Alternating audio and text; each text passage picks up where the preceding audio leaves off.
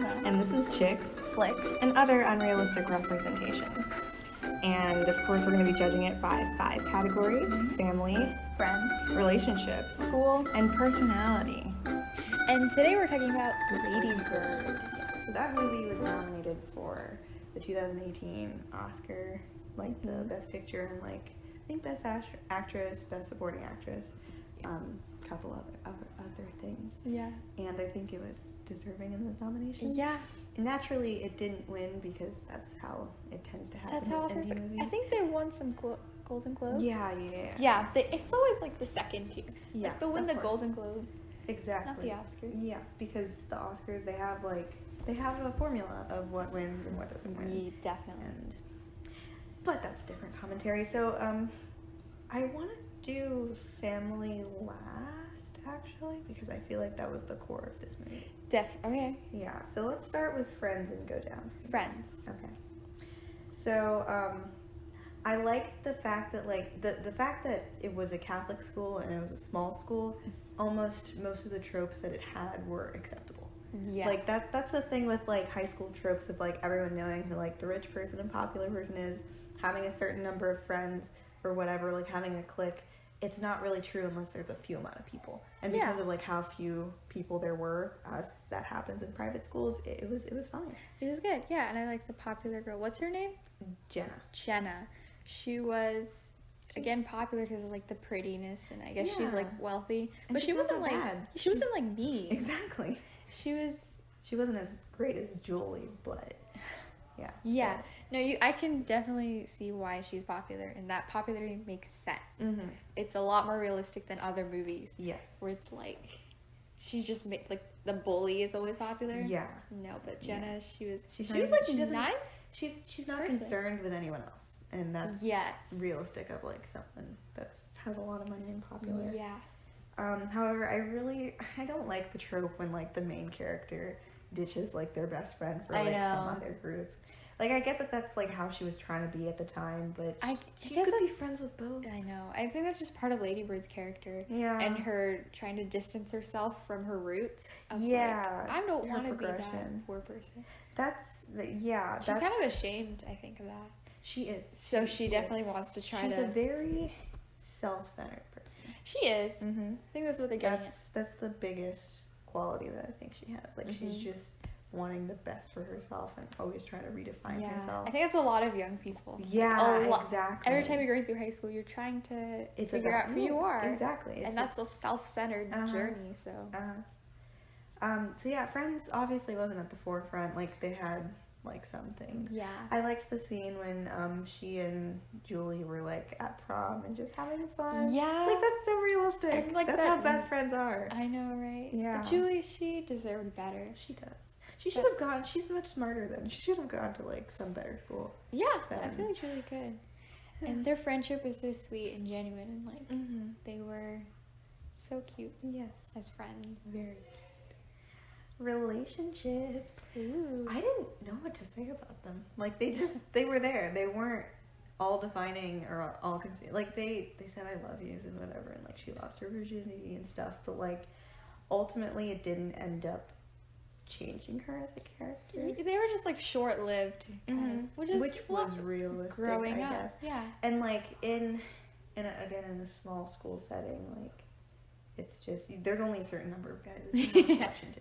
I remember in my private school, like everyone had a crush on one kid, and that's because he was the most remotely attractive one. He was the only one out of like the 6 that we had to choose from.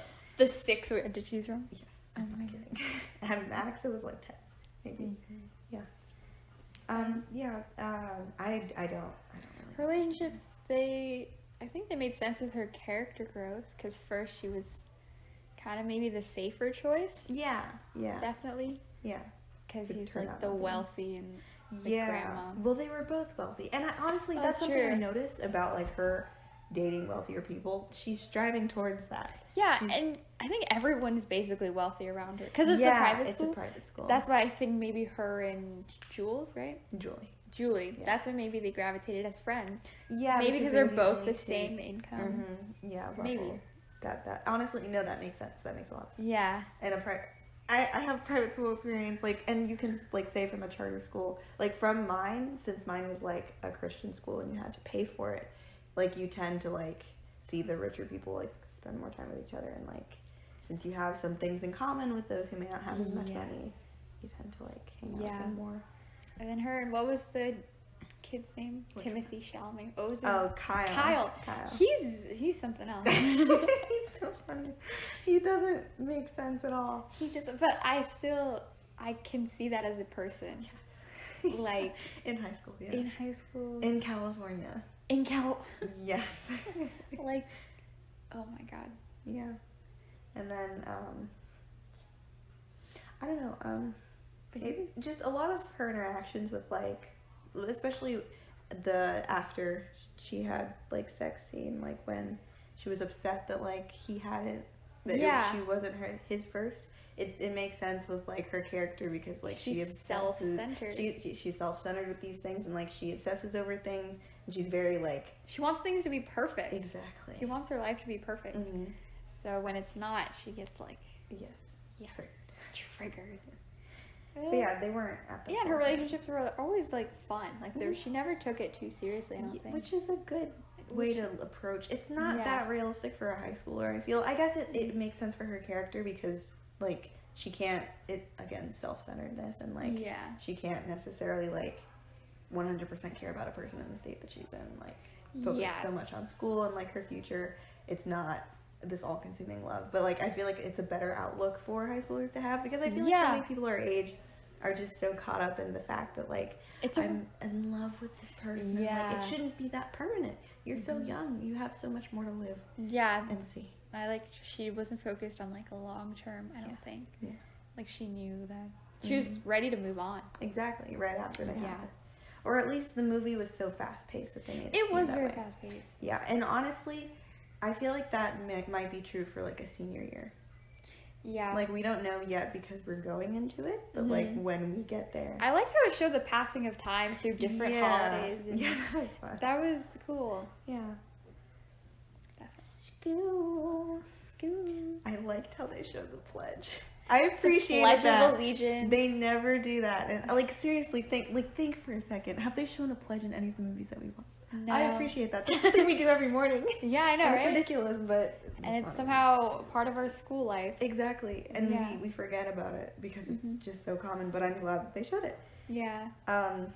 Just from, like, the entire focus on college, the entire movie, 100% accurate. It makes sense. That obsession, like that. Because you worry about college and where you're going to go and, like, what part of the country you're going to go. Yeah. Where do your parents... And, like, financial aid, that's so true. Yes. And, like, she's not one of those rich kids who can just, like, go wherever they want. And so she had to, like, worry about it. She had to worry about that. Yeah. And I'm glad that they showed that. I'm very glad that they showed that. And, like, she had semi-realistic expectations, I guess, because it's the early 2000s.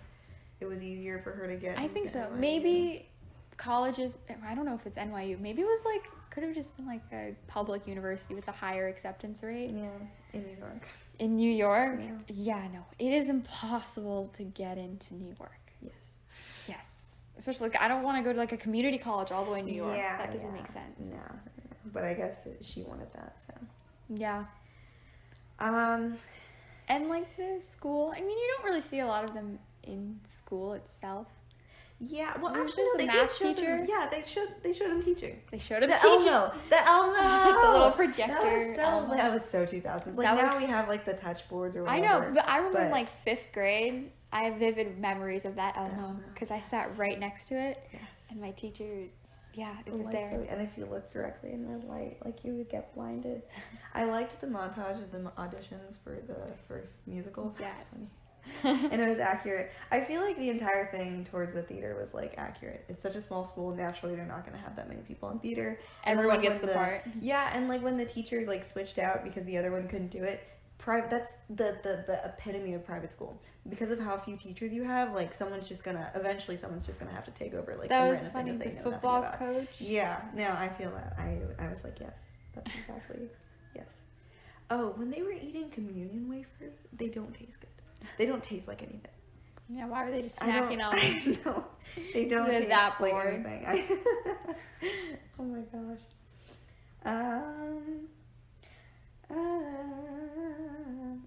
just theater kids doing terribly. Honestly, theater kids. That's high school. That thing. was funny. I remember when I went to watch Kiss Me Kate, like it was fine. It was good. I liked, but it was still like obviously like it's a high school play. Exactly, and but they showed the that. leads were good. I liked. I feel like the lead, like the guy. No, the girl was good. I'll say her name. So she was in my choir class last year. Amazing. Oh my gosh. I know, She's right? so talented. She's so talented. Yes. It's always like the leads are like the best, what you can expect for a high school play. Everyone else, And then the production just goes terribly anyway. Yeah. Oh, walking around during free period wouldn't be allowed. I know, right? And like just going into a class, the like when she went to steal the math book, the door wouldn't have been open. How was it just laying on the desk? Honestly, and she just dumped it and in the trash can. Like they actually had like a grade book, like before. I know everything's computerized. Exactly, now. You can't lose anything. A literal grade. That's so funny. That's hilarious. I mean, I guess you could throw away a stack of essays. Yeah. Before the teacher like puts it online. I always wanted to do that. You know, okay, our teacher would just make us redo it. Honestly. The essay. Like, you can't throw away, like, a whole year of, like, grades. Or, like, a test or something. But I like, the teachers keep it so well locked away and stuff, so. It's impossible. They finally did dress code. They finally dress coded And, of course, someone. it was in a Catholic private school. Well, yeah, but it happened. It happened. Her skirt was not dress code, first of all. And I appreciated that she was dress coded.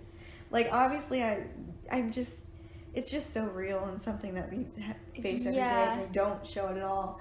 And I'm glad that a movie finally did that. It's some inner peace. Showing the theater teacher, like, having, like, depression and stuff. Like, that's showing, like, I feel like in teen movies, obviously, because it's from the point of view of the teenager, maybe teachers are portrayed more in a one-dimensional way. Yeah. But, like, they showed, like, kind of two dimensions with that. Yeah. Or at least more than one.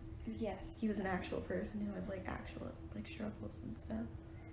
That teacher, and then the math teacher, you learn a little bit about him. Yeah, he has a family. Poor Julie. And, like, him. what was it? The teacher, she did, like, Just Married to Jesus. Oh, yeah, the nun. Yeah. Aren't they, like, don't nuns usually, like, wear a wedding ring as, like, I'm pretty sure. I don't know. I'm pretty sure. They didn't do that, but I'm pretty sure nuns. You know, when I was younger, I loved nuns. And I saw one at... I love nuns. I saw one at a farmer's market once, and I asked her for her autograph. She was so tickled. I thought that they were, like, elusive, like, creatures that you never... Like, not creatures. Like elusive beings that you never see outside or something. Yes! And I always wanted to meet one my entire life, and I finally saw one, and I was like... Oh my... It was so funny. I love that memory. She was so tickled, and she was so sweet. Honestly, if I were Catholic, I would be a nun. If I were Catholic, you heard it here. Yes. You were correct. If I were Catholic, yeah, I would be a nun. But I'm not Catholic. I'm non-denominational. The guidance counselors too. I feel like she wouldn't laugh at her aspirations though. I think that was just like comedy at this point. Yeah. That was funny. Personality. Ladybird's personality Ladybird. is what kind of name is that? Something else. What kind of name is that? I don't know. Like she got, it's very whimsical and yeah.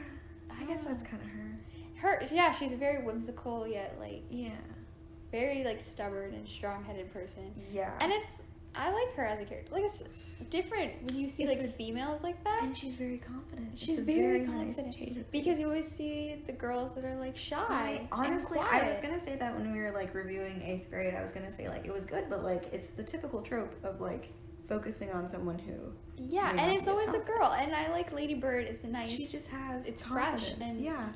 Sometimes I watched her do like when she was just like casually talking to the guys that she was interested in. I was like. Yeah. Wow. And like talking in that assembly. Yeah. Just like saying what she's thinking. Yeah. It's what every high schooler wishes they could do. Yeah. And some people are like that. Some people are like that. We all know those like confident people that are. Mm-hmm. And it's refreshing to see it in a movie. Exactly, because people like that exist. We don't always need the same type of person. Yeah. As the lead. There's all different types of high schoolers. I know, right? Yeah. And she's so strong in it. You see her weak spots, and you see how she can grow as a person. She could grow a lot. She's very she's still young and like not close-minded necessarily, but she has like tunnel vision when it comes to things. She like just blocks off everything else, like any other influences, and what she believes is what she believes. And you see her like grow from that at the end, especially as she walks through like New York, and like she describes the phone call as she drove to Sacramento. I know, right? Yeah. And I think where she lives, like her home and her town, has a really big impact on her. Yeah, she like the small town girl. But yeah, she was in New York, and she's her mind still went back to Sacramento. Well, yeah, I mean, homesickness happens to anyone, but I feel like that's why she acted out in the way, like she acts out in the way she does, because she feels caged in. That's why, like, I guess in comparison, she's to her surroundings, like she seems brash and outspoken, but it's because of that caged-in feeling. I also think I relate to that caged-in. Maybe she was kind of overreacting from the cage feeling. I think maybe she does like her own hometown. Yeah. She just doesn't realize it. Yeah. She wants like New York, like the fast pace and like glitzy and glammy. But then she actually likes Sacramento for what it is, I think. I feel like it's more of the memories associated with it.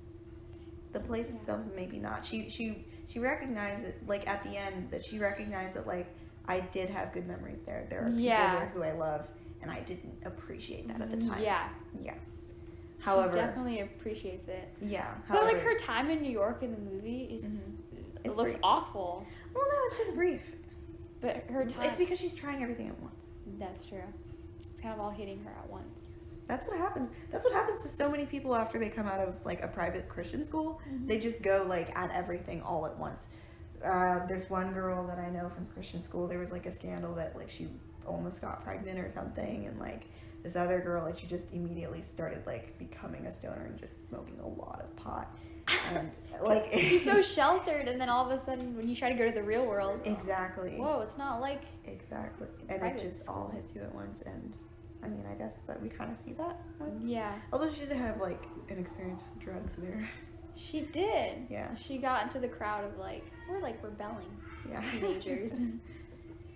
But yeah, it was a good progression of her. Yeah. Culture. I don't think they, like, obviously it happened during the 2000s, but they weren't, like, in your face about it. Yeah. And I guess because it's a small town, it's going to feel like, not backwards, but like older anyway. Right. When you're watching it, just feels like not even a 2000s movie, maybe like 90s. But that's because of like the setting. Yeah, the setting. However, when like Cry Me a River was playing, that was like early 2000s. They talk about like 9/11. Oh yeah. Like how that just happened, the impact of that. And when she was going to New York school, she was joking about how. Well, 9/11 jokes. Yeah. Literally, it was like a year after it happened. Yeah. And they were joking about it. Yeah. That was pretty rough.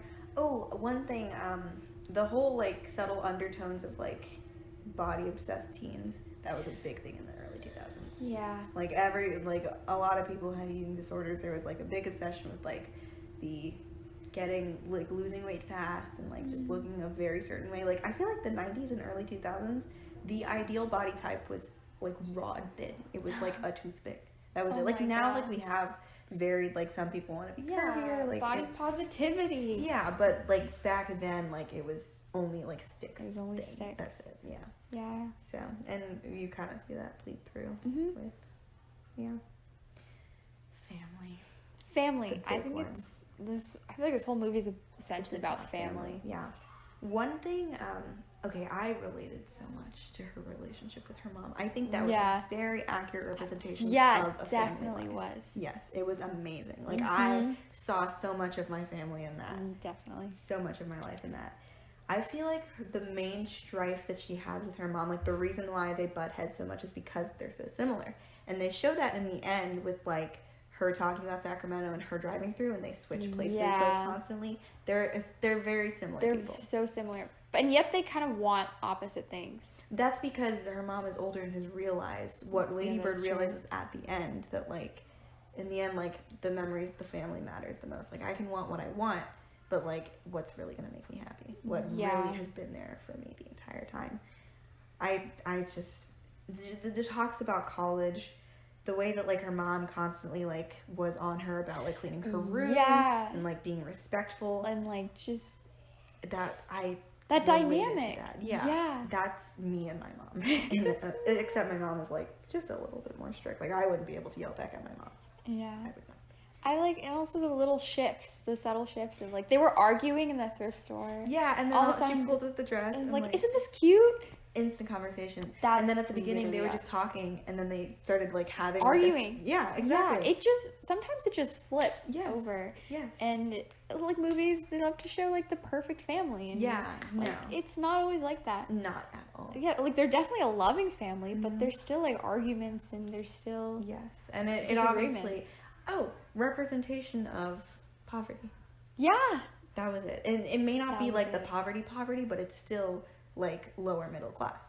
Definitely. They're definitely struggling. Exactly. And I think that's a root of a lot of their conflicts too. Yeah. And that's so realistic in family life. So realistic. Like, definitely.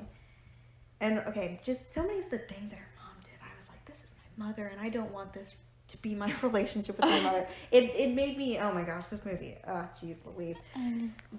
Her mom, first of all, her mom like saying it's nice to make things neat and clean. My mom has an obsession with like cleaning things. And, if I don't clean my room, she does not have peace of mind.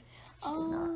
And then, oh my gosh, when it was revealed that like she had gotten into or was waitlisted for like the New York college, and her mom wasn't talking to her. Yeah, that's happened to me. That's happened to me. That like broke my heart. That scene. Like I was like, oh my gosh! I just replayed exactly what happened. I think we were talking. The argument my mom and I had gotten into, it was about my quinceañera, because that was a big form of like, whoa, we had so many fights about that because I wanted it to be pretty, but it's fine. And like I had said something and I had snapped, and my mom like got really upset at me, and then she just like wouldn't speak to me, and she was just like, I just need to. And, like, I kept, like, asking her, like, can you please talk to me? And she was like, I need to process my feelings right now. You need to stop talking. And then later that night, we went on a walk. And I thought, she wasn't talking to me still. She hadn't spoken to me in hours. And we were walking, and, like, someone drives by. Like, there's people. It's, like, a Sunday evening. People are, like, out and about. She just starts screaming at me. Livid. Like, everyone can hear. She's screaming to the top of her lungs. And I'm just walking there taking it. And then at the end of the walk, like, we just kind of hugged and we made up, and I was like, that was terrible. And I related to that scene so much. See, that's like a kind of a difference between my mom and her mom, but like, I just, my goodness. And that's honestly a thing with my mom. I feel like we're so similar that like, we just butt heads a lot. Yeah. We're both, the dad said it in the movie, like they both have strong personalities. Right, it's a dad. So I feel like the dad acknowledges that, and like he takes a step back from parenting Ladybird. Yeah. And he's just there for her. There. I feel that with my dad too. And then like when her mom was like, that one scene when she like took the notebook and she was like, tell me the amount of money. Yeah. Like prior to, her mom was just talking about like, you do certain things and like you're not grateful. My goodness, the not grateful thing. The not grateful. Parents love doing that. Yes, they do. Yeah. Like you're not grateful, and then like, I feel like it's a dynamic that I saw in my parents. Like my dad is really like the gentler one, and my mom is the one with the stronger personality. And like when her mom was sticking up for her dad, like because she was like making him stop before she got to school. I relate so much to that movie. I know. Yeah. It was just the arguing with parents, the whole dynamic. Mm-hmm. And it felt more real, I think, than 8th grade. Yeah. When we watched 8th grade. Yeah. Because her dad was just kind of, he was also kind of like, I guess, just taking it kind of more passively. Yeah. But Kayla, Kayla in that movie, that was a bit more intense.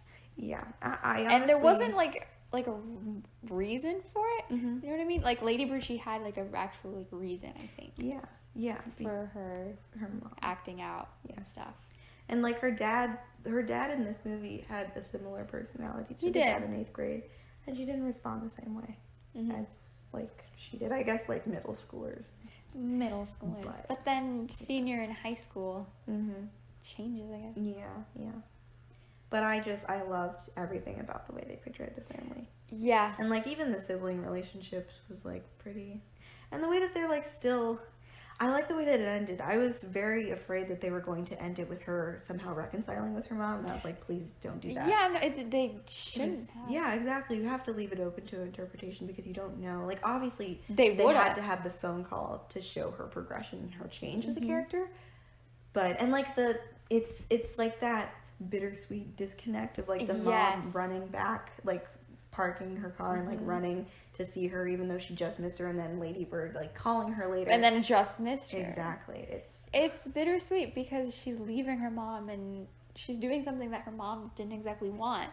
But they still love each other and they're still a family. So there's still honestly, watching this movie, I can't let college applications, like, do that to my family. Because, like, on the track that it's on right now, it totally could. Really? And I don't want that to happen. Yay! Yay! We love applying to college. This was such a good movie. It was. However, overall, realisticness-wise, I feel like it's an idyllic oversimplification of, like, the ideal of, like, what small-town high school would be like. It's just, it's a projection of something. It's an oversimplification. As movies tend to be. Yeah. I think they fit as much as they could in the movie. Exactly. Because there's a lot of topics going on. There's a lot of things going on. And it's 1 year. That's the thing about 8th grade. 1 week, 1 year. That's true. Yeah. That's what we were saying. There's like, a lot more going on. Yeah. So you have to oversimplify sometimes to get your point across. Yeah. However, they could have made it longer. An hour and 30 minutes. That's barely a movie. I know, right? I need at least, like, 2 hours. Give me a 3 hour. Make it longer. Yeah. And her dad was dealing with depression, and also Ladybird, the fact that she didn't know. She was like, Dad has depression? Her mom's like, for years. Yeah. And something about that, it felt real, because depression is so hard to open up, especially to your own children. Yes. To admitting that, like, I'm depressed. Yes. And it just felt so real. Like, and, like, sometimes, like, kids don't recognize that their parents are people. Yeah. They don't realize that they have, like, actual emotions. And, like, so much of what she said to her mom, I was like, do you realize how much that would hurt her? Like, at least, like, whenever I argue with my mom, I can tell when I've said something that's hurt her. But, like, she was just so self-absorbed that she couldn't until the very end. Oh, God, I want to cry. That was so good. It was so good. I know. It's hard to remember that your parents go through things, too. Because you idealize them in your own head, too. Yes. You're like, oh, you're my parents. You're perfect. Yeah. And then when you realize they're not, sometimes it's hard. Yeah. But I think it was good. They did. Yeah. So, on a scale of listening to a Justin Timberlake song in the early 2000s while staring out a window and pretending you're in a music video, to making a joke about 9/11 on 9/12, 2001. Yes. We'd say this movie is like keeping a Tamagotchi pet alive for at least a year. It's doable. Very hard. Yes, lots of hard work. Commitment. That clearly went into this movie. Yes, and this movie, I feel like, was a more polished version. Well rounded off. Yes. And like I said, it's an idyllic, just ideal version of like growing up. Yes. Sometimes it takes people years to realize that they've made mistakes. And that they love their family. Exactly. And, like, the fact that they all still love each other, they all forgave each other in the movie. Essentially, yeah. Be very idealistic. Yeah. So this has been Chicks, Flicks, and other unrealistic representations. Join us next time to watch another movie. Or actually, are we doing books next? Maybe we'll read books. Yes. Hi guys, thank you for listening. I hope you enjoyed it. Make sure to follow us on Spotify at Chicks, Flicks, and Other Unrealistic Representations. And our Instagram at unrealistic.representation. And subscribe to our YouTube channel, which is in the link to our bio. And on Instagram.